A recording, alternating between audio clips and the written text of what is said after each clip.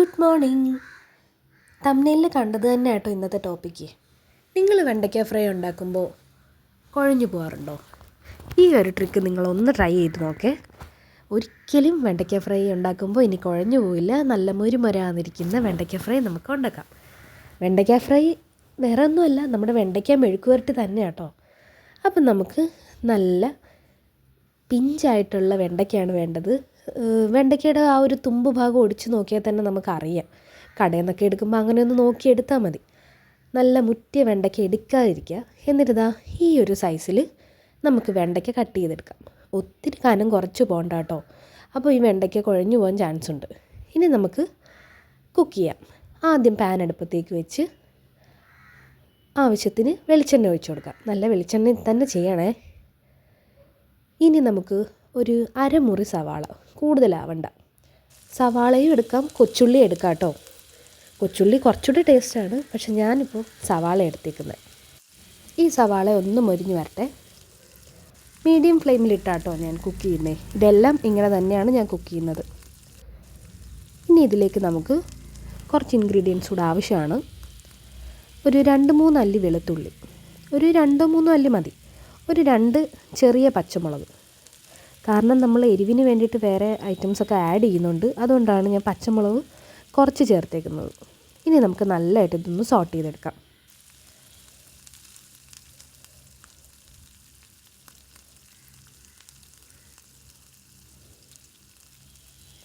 ഇതൊന്ന് സോട്ടായി വരട്ടെ.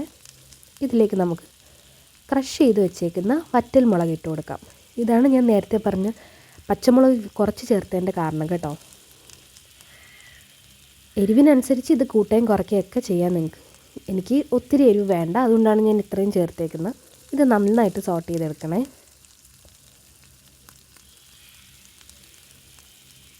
ഇനി നമുക്ക് ഇതിലേക്ക് കട്ട് ചെയ്ത് വെച്ചേക്കുന്ന വെണ്ടയ്ക്ക ഇട്ട് കൊടുക്കാം. ഈ വെണ്ടയ്ക്ക കട്ട് ചെയ്യുമ്പോൾ ആ സൈസ് ശ്രദ്ധിച്ചവണേ. കൂടുതൽ കനം കുറഞ്ഞു പോയാൽ അത് കുഴഞ്ഞു പോകാൻ ചാൻസ് ഉണ്ട്. ഇനി നമുക്കിതൊന്ന് മെല്ലെ ഇളക്കണം. ഇതിപ്പോൾ 2x ഇട്ടേക്കുന്നതുകൊണ്ടാണ് സ്പീഡായിട്ട് നിങ്ങൾക്ക് തോന്നുന്നത്. മെല്ലെ ഇളക്കി കൊടുത്താൽ മതി, അല്ലെങ്കിൽ ഈ വെണ്ടയ്ക്ക ഉടഞ്ഞു പോകാൻ ചാൻസ് ഉണ്ട്. ഇനി നമുക്കിതിലേക്ക് ആവശ്യത്തിന് ഉപ്പിട്ട് കൊടുക്കാം. ഇനി നമുക്ക് വീണ്ടും നമ്മുടെ പ്രോസസ്സ് തുടരാം. മെല്ലെ ഇളക്കി കൊടുക്കാം. എന്നിട്ട് ഇതൊന്ന് കൂട്ടി വെച്ചിട്ട് മീഡിയം ഫ്ലെയിമിൽ തന്നെ അടച്ചു വെച്ച് വേവിക്കാം. ഇടയ്ക്കൊന്ന് തുറന്ന് നോക്കുക, അടിക്ക് പിടിക്കാതെ നോക്കുക. മീഡിയം ഫ്ലെയിമിലാണ് നമ്മൾ വെച്ചേക്കുന്നത്. ഇടയ്ക്കൊന്ന് തുറന്ന് നോക്കിയിട്ട് നമുക്ക് മിക്സ് ചെയ്ത് കൊടുക്കാം. വീണ്ടും ഇടയ്ക്കിടയ്ക്ക് ഒന്ന് അടച്ചു വെച്ച് വേവിക്കണേ.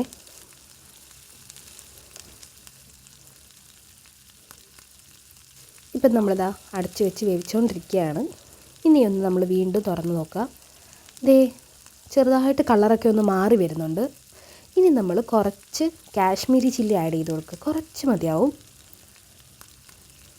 ഇതിന് അത്ര എരിവൊന്നും ഇല്ല, ആ ഒരു കളർ കിട്ടാൻ വേണ്ടിയിട്ട് മാത്രമാണ്. ഒരു അര ടീസ്പൂൺ തന്നെ നമ്മൾ മല്ലിപ്പൊടിയും കൂടി ചേർത്ത് കൊടുക്കുന്നുണ്ട്. എന്നിട്ടിത് നന്നായിട്ട് മിക്സ് ചെയ്യാം. മെല്ലെ തന്നെ മിക്സ് ചെയ്യണം, അത് മെയിനായിട്ടുള്ളൊരു കാര്യമാണ്. ഇനി നമ്മൾ വീണ്ടും ഇത് അടച്ചു വെച്ച് വേവിക്കാം.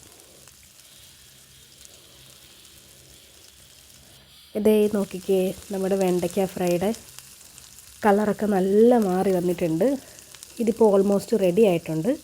ഇനി നമ്മൾ ആ ഒരു മീഡിയം ഫ്ലെയിമിൽ തന്നെ ഇട്ട് കുറേ നേരം നമ്മളിങ്ങനെ സോട്ട് ചെയ്തിട്ടാണ് ഈ ഒരു കളർ വന്നേക്കുന്നത്. നോക്കൂ, ഒരു വെണ്ടയ്ക്ക പോലും അങ്ങോട്ടും ഇങ്ങോട്ടും പിടിച്ചിട്ടില്ല.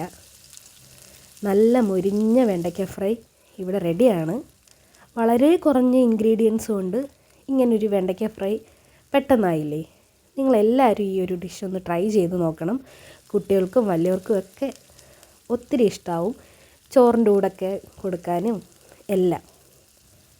ഈ കുഴഞ്ഞു പോകുന്ന വെണ്ടയ്ക്ക ഫ്രൈ നമുക്ക് എന്നും ഒരു ദുസ്വപ്നമാണല്ലേ. അപ്പോൾ എല്ലാവരും ഈ ഒരു ഡിഷ് ട്രൈ ചെയ്ത് നോക്കുക. നെക്സ്റ്റ് വീഡിയോ കാണാം. ബൈ.